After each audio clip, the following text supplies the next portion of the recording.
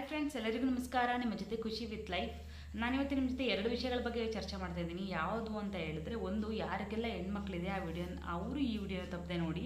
ಯಾಕೆ ಅಂತಂದರೆ, ನಮ್ಮ ಸರ್ಕಾರದಿಂದ ಹೆಣ್ಮಕ್ಳಿಗೆ ಯಾವ್ಯಾವ ಥರ ಒಂದು ಉಳಿತಾಯ ಯೋಜನೆಯನ್ನು ಮಾಡಿದ್ದಾರೆ, ಅಥವಾ ನಮಗೆ ಸೇವಿಂಗ್ಸ್ ಅಂತ ಏನಾದ್ರು ಮಾಡಿದ್ರೆ ಹೆಣ್ಮಕ್ಳಿಗೆ ಮಾಡಬೇಕು ಅಂತ ಹೇಳ್ತಾರೆ. ಹಿಂದಿನಿಂದಲೂ ಬಂದಿದೆ, ಹೆಣ್ಮಕ್ಳು ಅಂತ ಹುಟ್ಟಿದ ತಕ್ಷಣ ಏನಾದ್ರು ಸೇವಿಂಗ್ಸ್ ಮಾಡಬೇಕಪ್ಪ ಅವ್ರ ಮದುವೆಗೆ, ಅವ್ರ ಎಜುಕೇಷನ್ಗೆ ಅಂತ ಮೈಂಡಿಗೆ ಬರುತ್ತೆ.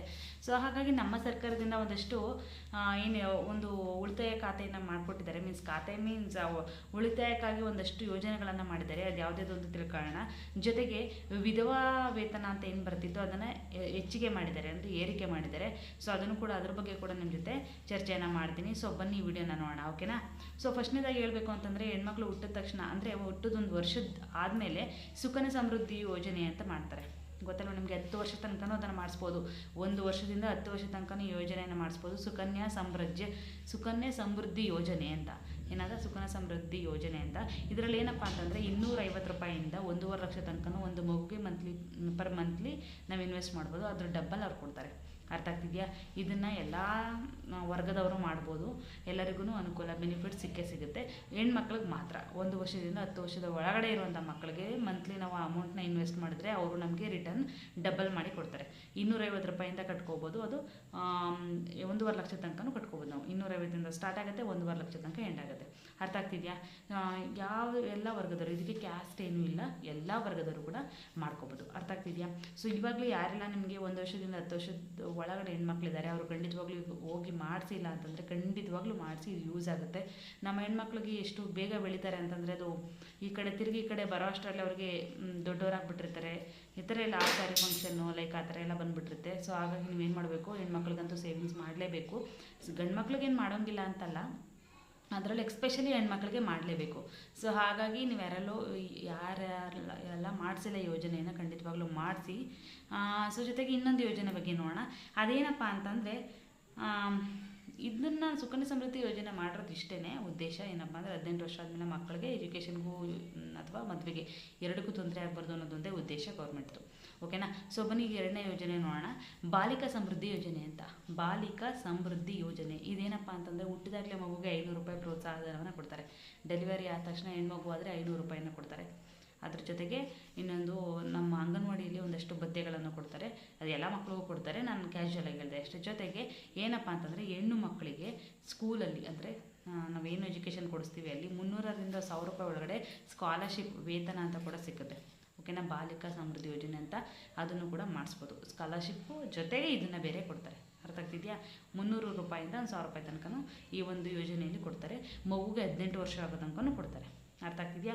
ಈ ಯೋಜನೆಯೂ ಅಷ್ಟೇ, ಬಾಲ್ಯ ವಿವಾಹ ತಡೆಗಟ್ಟೋಕ್ಕೋಸ್ಕರ 18 ವರ್ಷ ಗಂಟೆ ಕೊಡ್ತಾ ಇದ್ದಾರೆ. ಬಾಲ್ಯ ವಿವಾಹ ಆಗಬಾರ್ದು ಮಕ್ಕಳಿಗೆ, 18 ವರ್ಷದ ತನಕ ಯಾವುದೇ ಕಾರಣಕ್ಕೂ ಮದುವೆ ಆಗ್ಬಾರ್ದು ಅನ್ನೋ ಪರ್ಪಸ್ಸಿಂದ ಈ ಒಂದು ಯೋಜನೆಯನ್ನು ಮಾಡಿಸಿರೋದು. ಸೊ ಹಾಗಾಗಿ ನೀವೆಲ್ಲ ಯಾರು ಮಾಡಿಸಿಲ್ಲ ಅವರು ಕೂಡ ಮಾಡಿಸ್ಕೋಬೋದು, ಓಕೆನಾ. ನೆಕ್ಸ್ಟ್ ಏನಪ್ಪ ಅಂತಂದರೆ, ಇನ್ನೊಂದು CBSE ಉಡಾನ್ ಯೋಜನೆ ಅಂತ ಒಂದು ಬಂದಿದೆ. ಉಡಾನ್ ಯೋಜನೆ ಏನಪ್ಪ ಅಂತಂದರೆ, ಈ ಯೋಜನೆಯಲ್ಲಿ 11th CBSE ಅಥವಾ PCMB ಏನು ತಗೊಂಡಿರ್ತಾರೆ, 11th ಹುಡುಗಿರು, PCM ವಿಭಾಗದಂಥ ಹುಡುಗಿರು ಏನಿರ್ತಾರೆ, ಪ್ರತಿಭಾಶಾಲಿ ಹೆಣ್ಮಕ್ಳು ಅಂತ ಏನು ಹೇಳ್ತಾರೆ, ಅವ್ರಿಗೆ ಉಚಿತವಾಗಿ ಮಾರ್ಗದರ್ಶನ ಮತ್ತು ಸ್ಪರ್ಧಾತ್ಮಕ ಪರೀಕ್ಷೆಗಳು, ಕಾಂಪಿಟೇಟಿವ್ ಎಕ್ಸಾಮ್ಸು ಮತ್ತು ನೆರವಾಗುವಂಥ ಒಂದಷ್ಟು ಮೆಟೀರಿಯಲ್ಸ್, ಜೊತೆಗೆ ಅವ್ರಿಗೆ ಗೈಡೆನ್ಸು, ಸ್ಟಡಿ ಮೆಟೀರಿಯಲ್ಸು ಮತ್ತು ಟ್ರೈನಿಂಗ್ಸು ಎಲ್ಲನೂ ಫ್ರೀಯಾಗಿ ಕೊಡ್ತಾಯಿದ್ದಾರೆ. ಸೊ ಅದು ಹೆಣ್ಮಕ್ಳಿಗೆ ಕೂಡ, ಅಂದರೆ ಪ್ರತಿಭಾವಂತ ಹೆಣ್ಮಕ್ಳು ಆಗಿರಬೇಕು. ಸೊ ಇದಕ್ಕೆ ಇವರು ಎಲ್ಲಿಂದ ರಾಷ್ಟ್ರ ಮಟ್ಟ ತನಕ ಹೋಗೋ ತನಕನೂ ಅವ್ರಿಗೆ ಸಪೋರ್ಟು ಖಂಡಿತವಾಗ್ಲೂ ಇದ್ದೇ ಇರುತ್ತೆ. ಸೊ ಅದಕ್ಕೆ ಏನಂತ ಕರಿತೀವಿ, CBSE ಉಡಾನ್ ಯೋಜನೆ ಅಂತ. ಸೊ ಇವಾಗ ಯಾರಾದರೂ PCM ಮಾಡ್ತಾ ಇರೋವಂಥ ಹೆಣ್ಮಕ್ಳಿದ್ರೆ, 11th ನೀವು ಖಂಡಿತವಾಗ್ಲೂ ಈ ಒಂದು ಯೋಜನೆ ಬೆನಿಫಿಟ್ ಪಡ್ಕೊಳ್ಳಿ ಅಂತ ಹೇಳ್ತಾ, ನೆಕ್ಸ್ಟು ಇದು ಸೈಂಟಿಫಿಕ್ ಆಗಿ ಯೂಸ್ ಆಗುತ್ತೆ ಅನ್ನೋದಕ್ಕೋಸ್ಕರ, ಅಂದರೆ ನಮ್ಮ ದೇಶಕ್ಕೆ ಒಂದು ಪ್ರಗತಿ ತರುವಂಥ ಕೆಲಸ ಮಾಡ್ತಾರೆ ಅನ್ನೋ ಉದ್ದೇಶಕ್ಕೋಸ್ಕರ ಈ ಒಂದು ಬೆನಿಫಿಟನ್ನು ನಮ್ಮ ಹೆಣ್ಮಕ್ಳಿಗೆ ಕೊಡಲಾಗಿದೆ, ಓಕೆನಾ. ಸೊ ನೆಕ್ಸ್ಟ್ ಏನಪ್ಪ ಅಂತಂದರೆ, SC ST ಹೆಣ್ಮಕ್ಳಿಗೆ ಮಾತ್ರ ಇದು ಹೇಳ್ತಾ ಇರೋದು ನಾನು, ಅದಕ್ಕೆ ಲಾಸ್ಟಲ್ಲಿ ಇಟ್ಕೊಂಡೆ.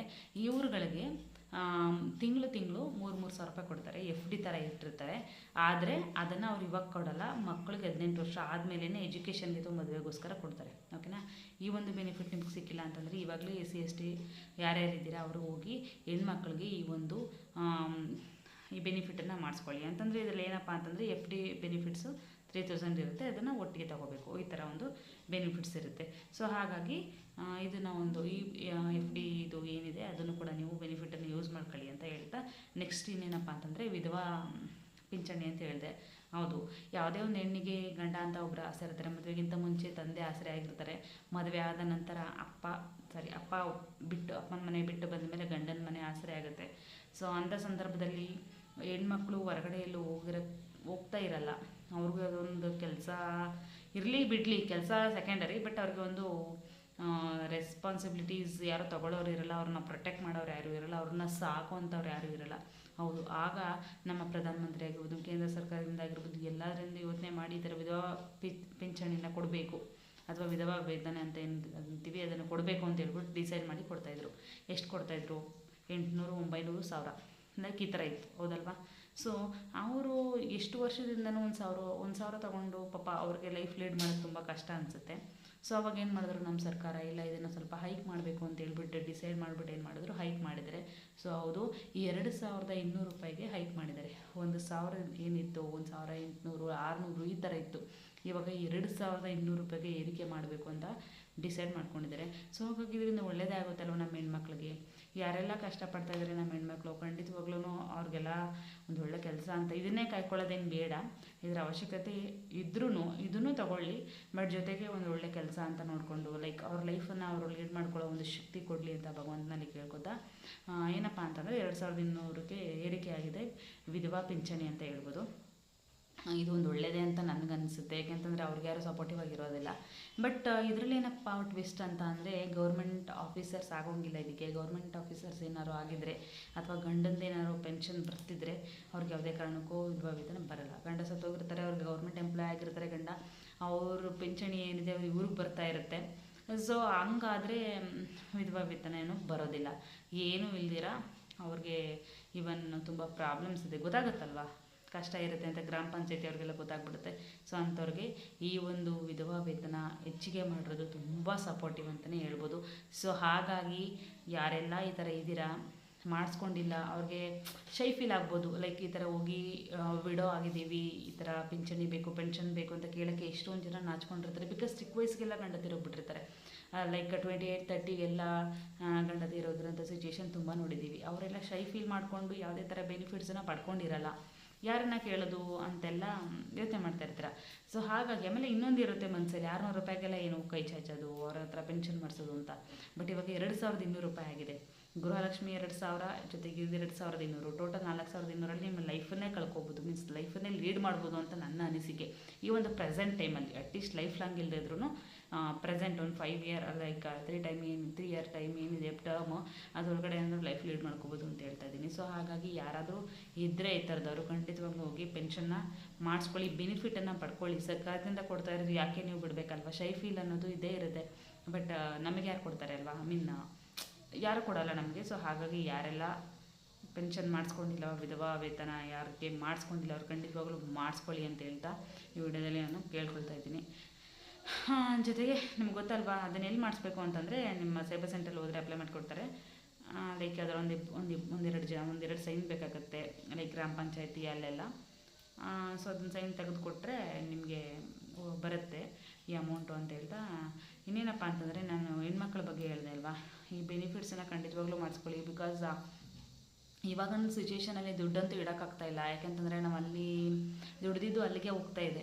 ನಾವಲ್ಲಿ ಒಂದು 10,000 20,000 ರೂಪಾಯಿ ಅರ್ನ್ ಮಾಡ್ತೀವಿ ಅಂತಂದರೆ ಅಷ್ಟೇ ಖರ್ಚು ಮಾಡ್ತೀವಿ. ಯಾಕಂದರೆ ಪ್ರತಿಯೊಂದು ಥಿಂಗ್ಸ್ ರೇಟು ಕೂಡ ಜಾಸ್ತಿ ಆಗ್ತಾಯಿದೆ, ನಮ್ಮ ಕೈಗೆ ತೆಗೆದಂಥ ರೀತಿಯಲ್ಲಿ ಹೋಗ್ತಾ ಇದೆ, ನಾವೇನೂ ಉಳ್ಸೋಕ್ಕಾಗ್ತಾಯಿಲ್ಲ. ಸೊ ಇಂಥ ಸಿಚುವೇಷನಲ್ಲಿ ಅವ್ರಿಗೆ 1,000 ಇಟ್ಟು, ಈಗ ಬೈ ಮಿಸ್ ಸುಕನ್ಯಾ ಸಮೃದ್ಧಿ ಯೋಜನೆಯಲ್ಲಿ 1,000 ಸೇವ್ ಮಾಡಿದ್ರೆ ಅವ್ರಿಗೆ ಮಕ್ಕಳಿಗೆ ಮುಂದೆ ಅಂಥದ್ದು 18 ವರ್ಷಕ್ಕೆ ಡಬಲ್ ಆಗುತ್ತೆ ಅಲ್ವಾ. ಸೊ ಲೈಕ್ 12,000 ವರ್ಷಕ್ಕಾದರೆ ಅಂಥದ್ದು 18 ವರ್ಷಕ್ಕೆ ಎಷ್ಟಾಯಿತು ನೋಡಿ. ಪುನಃ ಅದನ್ನು ಡಬಲ್ ಕೊಡ್ತಾರೆ ಅಂತಂದರೆ ಆ ಮಕ್ಕಳಿಗೆ ಯಾರು ಕೊಡ್ತಾರಲ್ವ, ಅವ್ರ ಎಜುಕೇಷನ್ಗೆ ಆಗಲಿ, ಹೈಯರ್ ಎಜುಕೇಷನ್ಗೆ ಆಗಲಿ, ಒಂದು ಕಾಲೇಜ್ ಫೀಸ್ ಕಟ್ಟೋಕ್ಕೆ ಆಗಲಿ ಯೂಸ್ ಆಗುತ್ತೆ. ಬೇಡ ಕೊನೆ ಪಕ್ಷ ನೀವು ಮದುವೆ ಮಾಡ್ತೀರಾ, ಮದುವೆ ಮಾಡೋಕ್ಕಾದ್ರೂ ಯೂಸ್ ಆಗುತ್ತೆ. ಸೊ ಹಾಗಾಗಿ ನೀವೇನು ಮಾಡಿ, ಪ್ರತಿ ಯಾವುದರಲ್ಲಾರು ಒಂದು ಬೆನಿಫಿಟನ್ನು ಮಾಡ್ಕೊಳ್ಳಿ, ಯಾವುದರಲ್ಲಾರು ಒಂದು ಸೇವಿಂಗ್ಸನ್ನು ಖಂಡಿತವಾಗ್ಲೂ ಮಾಡಿ, ಆಯಿತಾ. ಎಜುಕೇಷನ್ ಅಂತೂ ಕೊಡಲೇಬೇಕು. ಮಕ್ಕಳಿಗೆ ಆಸ್ತಿ ಮಾಡ್ತಿದ್ರು ಪರವಾಗಿಲ್ಲ, ಮಕ್ಕಳನ್ನ ಆಸ್ತಿಯಾಗಿ ಮಾಡಬೇಕು ಅಂತ ಈಗೆಲ್ಲ ಸ್ಲೋಗನ್ ಬರ್ತಾನೆ ಇದೆ. ಸೊ ಹಾಗಾಗಿ ಎಲ್ಲನೂ ಮಾಡಬೇಕು ಅಂದರೆ ಏನು ಮಾಡಬೇಕು, ಮಕ್ಕಳನ್ನ ಆಸ್ತಿ ಮಾಡಬೇಕು, ಅಥವಾ ಮಕ್ಕಳನ್ನು ಓದಿಸ್ಬೇಕು ಅಂದ್ರೂ ನಮ್ಗೆ ದುಡ್ಡು ಬೇಕೇ ಬೇಕು. ಸೊ ಅದನ್ನು ನಾವು ಏನು ಮಾಡಬೇಕು, ಸೇವ್ ಮಾಡಬೇಕು. ಸೊ ಹಾಗಾಗಿ ನೀವೇನು ಮಾಡ್ತೀರಾ, ಸುಕನ್ಯಾ ಹೆಣ್ಮಕ್ಳಿದ್ರೆ ಸುಕನ್ಯಾ ಸಮೃದ್ಧಿ ಯೋಜನೆ ಮಾಡಿಸಿ.